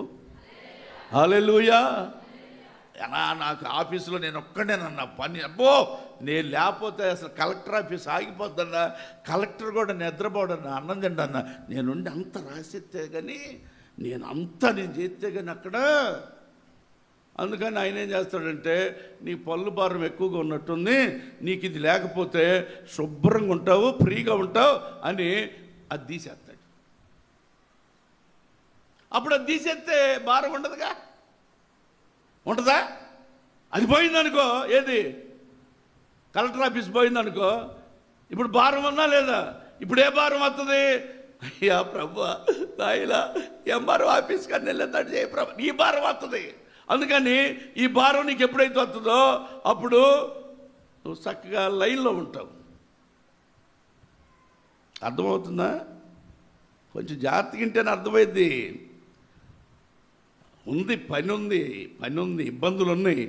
నువ్వు చేయాల్సింది ఏంటంటే, మరి భారం అంతా ఉంది కదా, నువ్వేం చేస్తావు నాకు తెలీదు, నాకు వెసులుబాటు కలిగించు, నీ సన్నిధికి రావాలి, నేను స్తుతించుకోవాలి, నేను ఆరాధించాలని ఆ భారాన్ని ఆయనకి అప్పగిస్తే ఆ విచారాన్ని కొట్టివేసి నీకు ఆనందాన్ని నా దేవుడు కలుగు చేయునుగాక.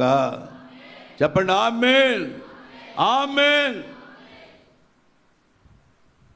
నువ్వు మినుములు బస్తా లేపాలి. పల్లెటూరులో మినుములు బస్తా పందెం వేసుకున్నారు. ఒకడొచ్చాడు, పట్టాడు, కుస్తీ పట్టాడు, ఓ మూల కూడా కదల్లా. మళ్ళా ఇంకొకడు వచ్చాడు, సగం లేపాడు. ఇంకొకడు వచ్చాడు, వాడు మొత్తం లేపి భుజాన్ని వేసుకున్నాడు. ఏంటనంటే ఆ భారం మొయ్యగలిగిన వాడు అతను, మొయ్యలేనోడు ఈడు. అందుకని నీ భారాలు ఉన్నాయి, కొన్ని పిల్లల గురించిన భారాలు ఉన్నాయి, కుటుంబాన్ని గురించిన భారాలు ఉన్నాయి, ఆరోగ్యాన్ని గురించిన భారాలు ఉన్నాయి, ఎన్నో ఉద్యోగాలు, వివాహాలు, వ్యవసాయ పనులు, చేతి వృత్తులు, ఎన్నెన్నో భారాలు నీవు కలిగి ఉన్నావు. ఆ పని భారం చేత ఎంతో విచారపడిపోతున్నావు. ఆ విచారాన్ని కొట్టివేయాలంటే నీ భారాన్ని ఆయనకు అప్పగించాలి. స్తోత్రం చెప్పు. హల్లెలూయా, హల్లెలూయా. ఏం లేదండి, మీరేం చేస్తున్నారంటే ఆశ ఉంది దేవుని సన్నిధికి రావాలని, కానీ నీకున్న పనుల ఒత్తిడి చేత, విచారం చేత నువ్వేం చేయలేనటువంటి పరిస్థితుల్లో, సందిగ్ధంలో పడిపోతున్నావు. 2 రోజుల ముందే ప్రార్థన చేయి. ప్రభువా, ఆదివారం కూడా ఆఫీస్కి రావాలంటున్నారు, ఆదివారం కూడా పలానా పని నాకు భారంగా ఉంది, పలానా విషయం నాకు ఆటంకంగా ఉంది, నా పరిస్థితి ఏంటి ప్రభా, దీనివల్ల నేను విచారపడుతున్నాను, నా విచారాన్ని కొట్టివేయి ప్రభు అని అంటే ఆయన అంటాడు, నేను కొట్టివేస్తాను, నీ భారాన్ని నేను తీసుకుంటా. అందుకే ఆయన అంటాడు, ప్రయాసపడి భారం మోస్తున్న సమస్త జనులారా నా యొద్దకు రండి, నేను మీకు విశ్రాంతిని కలుగు చేస్తాను. దేవుని స్తోత్రం, హల్లెలూయా. ఒక్కొక్కడు చెప్పే సాకులండి, అసలు వీడొక్కడే రాష్ట్రాన్ని మోస్తున్నట్టు, ఈడొక్కడే దేశాన్ని మోస్తున్నట్టు, ఈడొక్కడే అంత భారం మోస్తున్నట్టు. ఆ భారాలు అబ్బబ్బబ్బబ్బబ్బా అసలు తెంపు లేకుండా చెప్తాడండి. కానీ ప్రభు అంటాడు నువ్వు అనేక పనుల భారం చేత విచారపడుతున్నావు. అవసరమైనది ఒక్కటే, ఉత్తమమైనది ఒకటి ఉంది. అదేంటంటే నా పాదాల దగ్గర నేర్చుకునే భారం ఒకటి ఉంది. దాన్ని నువ్వు చేయగలిగితే, ఉత్తమమైన దాన్ని నువ్వు పొందుకునే దానికి ఇష్టపడితే, నీ పనుల భారాన్ని నేను కొట్టివేస్తాను. దేవుని స్తోత్రం చెప్పాలి. హల్లెలూయా, హల్లెలూయా. అర్థమైందా? ఏం భారాలంట? మొదటిది ఏం భారం? నిద్రపోయాను బాబా, ఏం భారం గుర్తులేదంటారా? ఏంటి విచారం? ఐహిక విచారం. రెండోది జీవన సంబంధమైన విచారం. మూడోది పనుల సంబంధమైన విచారం. ఏంటి బాబు బ్రదర్ ఏంటి రాలేదు అన్న? మరి చాలా పని పడిందన్న. ఉంది పని, వాస్తవం, అబద్ధం కాదు. కానీ దాని విషయమై నువ్వేం చేయాలంటే ప్రార్థన చేసుకోవాలి. పిల్లలు ఎదిగొచ్చారు, భారమే, నువ్వేం చేయలేవు. నువ్వు ఆత్రపడితే అవుతుందా? కాదే. దేని కాలం అందు చక్కగా జరుగునట్లుగా ఆయన నియమించాడు. దాని నిమిషమై నువ్వు ప్రార్థన చేసుకోవాలి. ఆ భారం నీ మీద నుంచి తొలగిస్తాడు ఆయన. దాన్ని వేరొక రీతిగా దాన్ని సెట్ చేస్తాడు ప్రభు. ఆయనకు అసాధ్యమైనది ఏముంది? ఆయన చేయాలనుకుంటే ఎంతటి కార్యాన్నైనా చేయ సమర్థుడైన కనుక నీ పిల్లల గురించి భారాలు ఉన్నా, నీ శరీర సంబంధమైన అనారోగ్య పరిస్థితుల గురించిన భారమైన, ఆర్థిక సంబంధమైన ఏ పనుల భారం నీకున్నా, దేనిని గురించి నువ్వు విచారపడుతున్నా, ఆ విచారాలన్నిటిని కూడా నా దేవుడు కొట్టివేయునుగాక. చెప్పండి ఆమేన్. ఇంకొక భారం కూడా చెప్తా, ఇంకొక విచారం కూడా చెప్తా. ఇర్మియా గ్రంథం 31వ అధ్యాయం 46వ వాక్యం. ఇర్మియా 51:46. 51:46.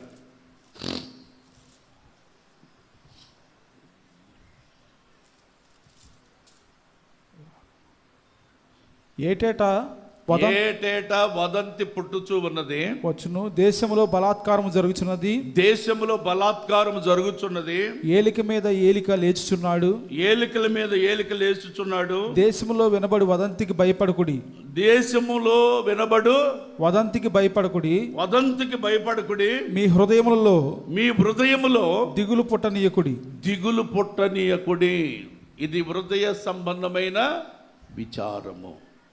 ఎన్నెన్నో వదంతులు వస్తాయి, ఎన్నెన్నో నిందలు వస్తాయి, ఎన్నెన్నో అవమానాలు వస్తాయి, ఎన్నెన్నో ఇరుకులు, ఇబ్బందులు, కష్టాలు ఎన్నో నిన్ను అలుముకుంటాయి. నీ హృదయం అటు ఇటు తోసక మిక్కుటమైనటువంటి దిగులు చేత, విచారం చేత కృంగిపోతున్నటువంటి అనుభవాలు వస్తాయి.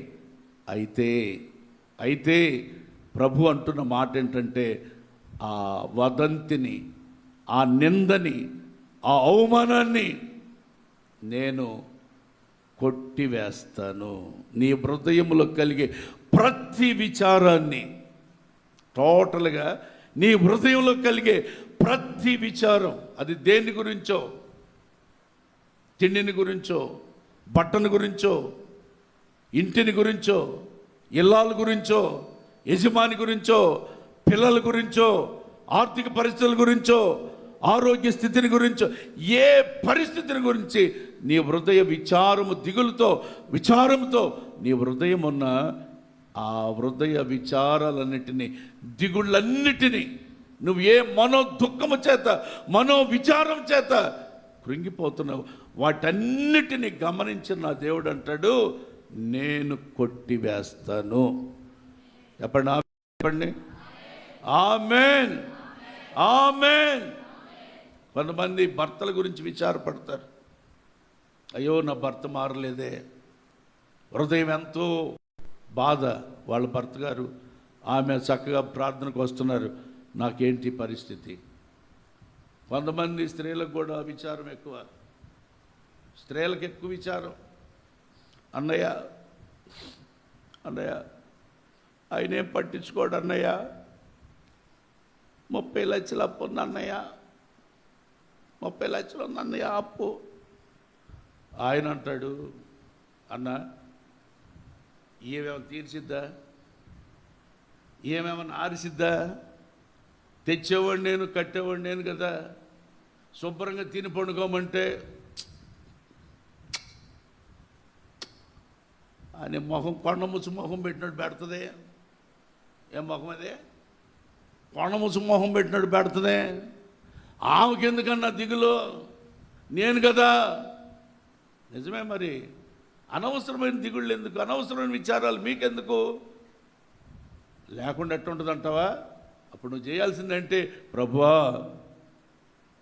ఆర్థిక సంబంధమైన ఇబ్బందులన్నిటినీ తొలగించని ప్రార్థనలో కూర్చోవాలా. అంతేగాని నేను వద్దంటే చేశాడు, ఇల్లు పోయే తట్టుంది, నేను వద్దంటే చేశాడు, అన్నీ పోయే తట్టుంది, బండి అమ్ముకునే తట్టుంది. ఆయన అంటాడు, నీ బండి అమ్మితే నీకెందుకు, పొలం అమ్మితే నీకెందుకు, ఇల్లు అమ్మితే నీకెందుకు, నువ్వు శుభ్రంగా తిని కూర్చోమంటే ఇసుక్కుని విచారపడతావేంటానంటే, నాకు విచారం లేకుండా ఎట్ట ఉంటుంది. దేవుడు ఏమంటాడంటే, నువ్వు నన్ను అడుగు, నీ పనుల భారం ఏదో నన్ను అడుగు, నీ జీవన విచారం ఏంటో నన్ను అడుగు, నీ ఐహిక విచారం ఏంటో నన్ను అడుగు, నీకున్న ఆర్థిక ఇబ్బందులు ఏంటో నన్ను అడుగు. నీ హృదయ విచారాలన్నిటినీ నా దేవుడు ఏమంటున్నాడు? నోటితో చెప్పండి, ఏమంటున్నాడు? చెప్పండి, ఏమంటున్నాడు? దిగులు. ఉద్యోగం వచ్చిందని చేసుకున్న దీన్ని, ఇది కనీసం ఒకటో తరగతి చెప్పడానికి కూడా ఉద్యోగానికి వెళ్తలే. వీడికి ఒకటే దిగులు. ఆయన అంటాడు, వాటన్నిటి నాకు అప్పగించిన బాబా, వాటన్నిటి నేను కొట్టేస్తాను. నువ్వు చేయాల్సింది ఏంటంటే ప్రార్థన. విచారము వల్ల కళ్ళు ఏమవుతాయి అంటే గుంటలు పడిపోతాయి. కొంతమందికి కళ్ళు దిగులు పడి అందమైన మకారం వికారంగా మారిపోతుంది. అప్పుడే మనం గుర్తుపట్టవచ్చు. చూడండి, కీర్తనల గ్రంథంలో 6వ కీర్తన 7వ వాక్యంలో ఏం రాస్తుంది? కీర్తనల గ్రంథం, విచారముల వల్ల కలిగే నష్టం.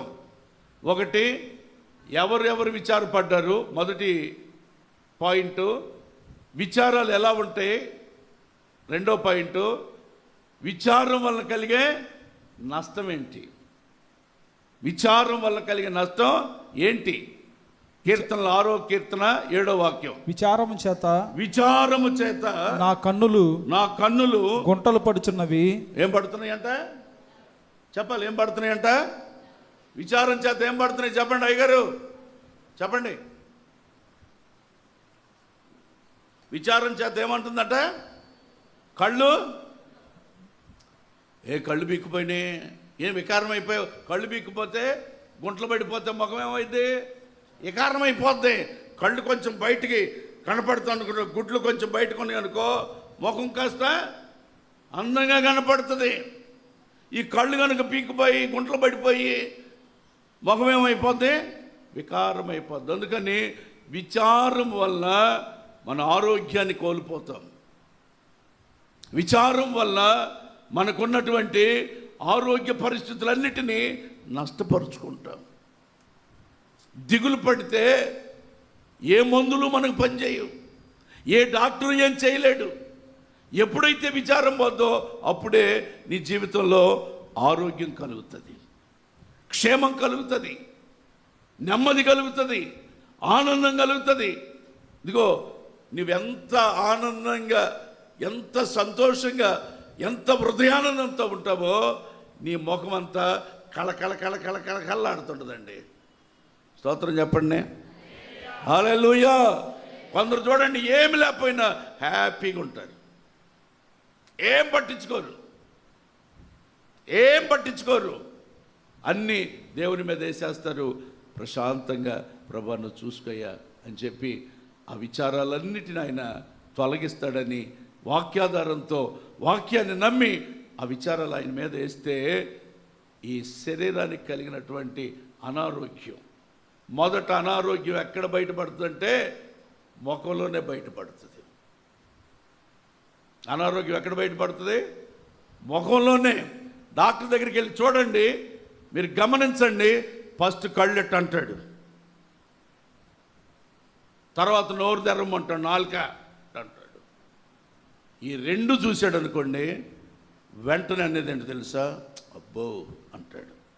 అబ్బో అనగానే బీపీ 240కి వెళ్తుంది. ఒక్కొక్కడు అబ్బో అని కూడా అండు అంటాడు. మనకు అర్థం కాదు. అన్నాడంటే బాగానట్టా ఈ లోపల రాస్తాడు కదా, వెళ్ళి బ్లడ్ ఇచ్చాం కదా, కూర్చున్నారు కదా, ఇద్దరు టీ తాగుతున్నారు కదా, ఏమండి డాక్టర్ గారేమో అబ్బో అన్నాడు, నాకేమీ అర్థం కావట్లేదు, నువ్వేం పలగట్లేదు, ఆయన చూస్తే చాలా చెప్పేటట్టున్నాడు, మరి 100 ఎకరం పొలం అమ్ముదామా? నోర్మే, పొలం అమ్మాలి, ఎందుకు అమ్ముదా పొలం, పిల్లలు గట్ట. మరి నా సంగతి ఏంటండి?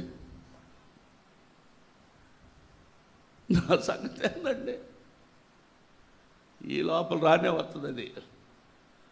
ఆడు వచ్చినాక కూడా ఏం చెప్పడు, పెన్ను పెట్టి టిక్కు కొడుతుంటే ఎట్ట అంటుంటాడు. అంటున్న కొద్ది మనకి ఈ కీళ్ళు తిరిగినట్టు, కళ్ళు నెలక్కలాగినట్టు, తలకాయ వాసినట్టు. ఇక వాడు నెట్లో చూస్తాడు, రాస్తాడు. పెళ్లి సరుకులు కనుక సంచిలో కాకుండా గోతాలు కట్టుకొచ్చినట్టు ఇన్ని బెళ్ళలు కట్టుకురావటం. ఆడు కూడా ఏం చెప్తాడు తెలుసా? బిళ్ళకు ఒక చక్కెరకెళ్ళి తినమంటాడు. ఓ బిళ్ళ మెంగటం, ఓ చక్కెరకెళ్ళి ఉంచుకుని తింటాం. బిళ్ళని వేసుకున్న తర్వాత ఒక యాపిల్ పండు అంటాడు. అది అయిపోయిన తర్వాత పండుగపోయేటప్పుడు దానిమ్మ విత్తనాలు అంటాడు. ఈ దానిమ్మ విత్తనాలు తినే తల్లికి జలుబు పట్టింది. ఈ యాపిల్ పండు తిని లోపల గ్యాస్ ఫామ్ అవుతుంది. అసలు ఉన్నది ఒకటైతే ఇంకోటి వస్తుంది. అసలు ఈ విచారమే దీనికి. చెప్పండి అయ్యా. హాస్పిటల్కి పోయినోడు మెలగొండ కూర్చోడు కదా, వాళ్ళని చూస్తాడు, వాళ్ళని చూస్తాడు. వామ్మో నాకేమైనా వచ్చిందేమో అనుకుంటుంటాడు. అప్పుడే కళ్ళు పీక్కుపోతాయి. విచారం వల్ల ఏమవుతుందంటే కళ్ళు గుంటలు పడతాయంటే అనారోగ్య పరిస్థితులు ప్రారంభమవుతాయి. ఇంకా ఉంది, కన్నులు క్షీణించిపోతాయంట. విచారం వల్ల ఏమవుతాయంట? కళ్ళు క్షీణించిపోతాయి. 31:9 కీర్తన గ్రంథమే 31:9. విచారము వలన నా కన్ను క్షీణించుచున్నది. బాబా ఏంట్రా బాబా ఇలాంటి పరిస్థితి వచ్చింది? కళ్ళు ఏమైపోయినాయి అంట? క్షీణించిపోతున్నాయి. చూపు మందగించిపోతుంది. ముఖం వికారమైపోయింది. లేనిపోని రోగాలు ప్రారంభమయ్యాయి. క్షీణత ప్రారంభమైంది. రక్తహీనత ప్రారంభమైంది. బీపీ పెరిగిపోతుంది. అంటే నీ విచారం ఏదైనా కానీ, ఐహిక విచారమైనా, జీవన సంబంధమైన విచారమైనా, పనుల భారం వలన వచ్చే విచారమైనా, ఏటేటా కలుగుతున్న నిందలు, అవమానాలు, ఏవేవి నీ హృదయాన్ని విచారపరుస్తూ ఉన్నాయో, ఈ విచారాలన్నిటి వలన నీ కన్యమవుతుందంటే గుంట పడిపోతుంది. అనారోగ్యం దాపరిస్తుంది. ఆరోగ్యం క్షీణించిపోతుంది. పరిస్థితులన్నీ అస్తవ్యస్తంగా అవుతున్నాయి. నీ బ్రతుకులో నీకు నిరీక్షణ కోల్పోయే పరిస్థితులు వస్తున్నాయి. నువ్వు వెనకబడిపోయిన అనుభవాల్లోకి వస్తున్నావు. నిద్రాణ స్థితిలోకి వస్తున్నావు. కనుక నా ప్రభు ఈ సంవత్సరం మధ్య భాగంలో ఆయన అంటున్నాడు, నీ విచారములు నేను కొట్టివేసి ఆనందమును కలుగజేసేదను. ఆమేన్. హల్లెలూయా, హల్లెలూయా. సామెతల గ్రంథంలో కూడా ఇంకొక మాట ఉంది, చదువుకుని ముందుకెళ్దాం. 12వ అధ్యాయం 25వ వాక్యం. సామెతల గ్రంథం 12వ అధ్యాయం 25వ వాక్యం. ఒకని హృదయములోని విచారము దాని కృంగజేయును. ఆ వ్యక్తిని కృంగజేస్తుంది. కన్ను గుంటపడుతుంది. విచారం వల్ల కన్ను గుంటపడుతుంది. విచారం వల్ల కన్ను క్షీణించిపోతుంది. విచారం వల్ల హృదయము కృంగిపోతుందట. హృదయంలో ఏమవుతుంది? చదువు ఆ మాట మళ్ళీ ఒకసారి. ఒకని హృదయంలోని విచారము వాని కృంగజేయును. కృంగిపోయే అనుభవాల్లోకి తీసుకుని వెళ్ళి, విచారం అనేది మన జీవితాల్లో ఎంతో నష్టాన్ని కలుగు చేస్తుంది. అనారోగ్యాన్ని కలుగు చేస్తుంది. సమాధానాన్ని పోగొడుతుంది. నెమ్మదిగా బ్రతికే అనుభవాల నుంచి మనల్ని తొందర పెట్టి దిగులు పడేటట్లుగా, కృంగిపోయేటట్లుగా, అనారోగ్యం బారిన పడేటట్లుగా విచారం మనల్ని తొందర పెట్టి నెట్టివేస్తుంది. అయితే నా ప్రభు అనే మాట ఏంటంటే, నీ విచారం ఎట్టిదైనా, ఎలాంటి విచారం నువ్వు కలిగి ఉన్నా, ఆ విచారాలన్నిటినీ నేను కొట్టివేస్తాను. ముగింపుగా ఆయన ఇస్తున్నటువంటి శ్రేష్టమైన మాట ఏంటంటే 94వ కీర్తన 19వ వాక్యం. 19వ వాక్యం 94వ కీర్తన 19వ వాక్యం.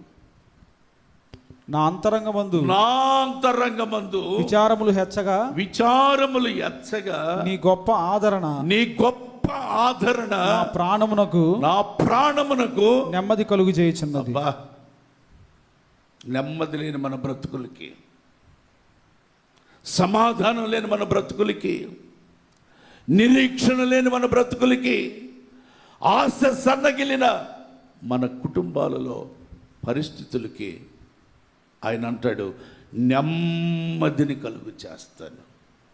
నీ అంతరంగములో ఎంత విచారమున్నా, ఎలాంటి విచారమున్నా, ఎంతటి దుఃఖాన్ని కలుగు చేస్తున్నా, ఎంతటి కృంగుదలను కలుగు చేస్తున్నా, ఎంత క్షీణతని కలుగు చేస్తున్నా, నా ఆదరణ నీ హృదయ అంతరంగములో విచారములు వెచ్చిపోయి కురింగిపోతున్న నా ఆదరణ నీ ప్రాణమునకు నెమ్మదిని కలుగు చేస్తుంది. ఆమేన్ చెప్పండి. దేవునికి స్తోత్రం. హల్లెలూయా. ఈ సంవత్సరపు మధ్య భాగంలో ప్రభు వారి విచారములను కొట్టివేసి ఆనందముతో వారిని నింపుతాను. విచారమును కొట్టివేసి ఆనందముతో వారిని నింపుతాను. విచారాలు ఏవో నాకు తెలియదు, కొన్ని రకాల ఎగ్జాంపుల్స్. మనోవిచారమని, జీవన సంబంధమైన విచారమని, ఐహిక విచారమని, వదంతి పుడుతూ ఉన్నప్పుడు హృదయంలో పుడుతున్నటువంటి విచారములని, అది నీ జీవితంలో ఎలాంటి విచారంతో నువ్వు కృంగిపోతున్నా, గుంటపడిన కన్నుతో, క్షీణించిన అనుభవాలతో కొనసాగలేక, ముందుకు వెళ్ళలేక, ఏం చేయాలో అర్థం కాక, ఈ పనుల భారాన్ని మోయలేక, నువ్వు ఆశించినది నీ చేతికి దొరక్క, నీ పిల్లలు నీ కళ్ళ ముందు ప్రయోజకులు కాక, వారి భవిష్యత్తు ఎలా ఉంటుందో అర్థం కాక విచారపడుతున్న నీతో, నాతో, మనతో మన ప్రభు మనకు చెప్తున్నటువంటి మాట, నీ విచారాన్ని నేను కొట్టివేస్తాను. లేచి నిలబడండి. నిలబడిన మీరు నీ అంతరంగంలో ఉన్న విచారం అంతా